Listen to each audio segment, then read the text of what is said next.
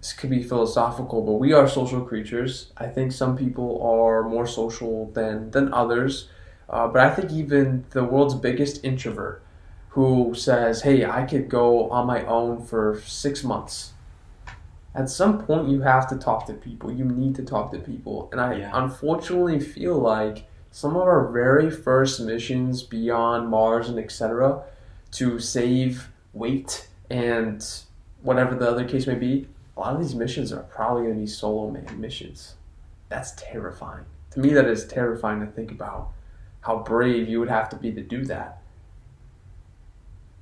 There would have to be some type of adaptation. We are only so strong mentally to be able to withstand that until you go insane. So it's almost like we would almost have to break that social need as creatures and kind of adapt, which is really crazy to think about. Kind of like a lone wolf gene that you would have to insert into someone's DNA to be able to withstand those travels. I think the radiation seen out in space is beyond just the inability to breathe. We would have to be able to withstand those type of radiation beams or whatever beams, but the radiation that you see out there from the sun and other stars. So that would be something we'd also have to adapt to too. But that's the cool thing too about space travel. If we learn how to adapt to that, maybe we could learn how to fight cancer here on Earth, kind of thing. There you go. Yeah. So it's interesting. If you were to extract the social element from humans, so they could go man a mission like that by themselves. You extract the need to. I think you and I are also very good at being independent. Like you said, we are social creatures, both as a human species, but also you and me. We can be social, but we're also very good on our own to being independent. Absolutely. But it would take even more than that to have the independence to not need to be social whatsoever. Yeah. It's you and your AI system that you're talking to, or how we talk to our cars. Exactly. Same thing. I could probably go a whole day in my room, but I wouldn't be able to do that if I didn't text my mom or text you or something like. 100%. I have to have something, even if I'm technically by myself all day. Yeah. There's some level of socialization that you're doing. Yeah, you would need to extract the notion and the benefit that dopamine gives you from a human species. You need it. And the social element in order to make these one-man missions to Mars or whatever work, because obviously it's a lot of space-time travel to get there. So maybe we send robots, because that's when you extract the social element, you extract the need, the codependence and thing like that, or reliance on things. That would work. But then if you send a robot, I always wonder, would they ever come back?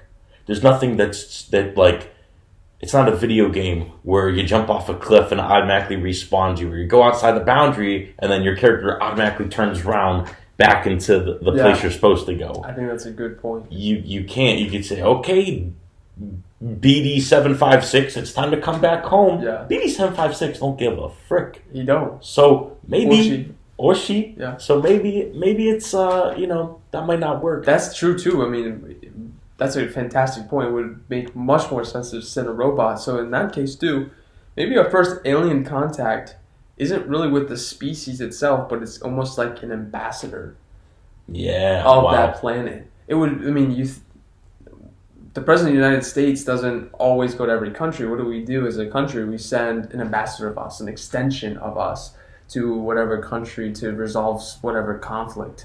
Yeah. So, I mean, that would definitely make more sense if we could engineer some type of robot. And that would probably be honestly, the more realistic alien contact. That's a fantastic point to me. Yeah, probably would. And this kind of maybe goes back to what we were saying earlier of when we send out satellites, and if that's the first thing the aliens see of us. Mm-hmm. But if they were to come down here, it would probably be a satellite or a rover of theirs. That's our first contact with the alien as well, whether it's actually directly through them or not. Yeah. Another thing I was thinking about as you were talking is I think you would also have to enhance not just being cognitive, but what's what I'm looking for? Your attention span. with these missions to be able to do all these things.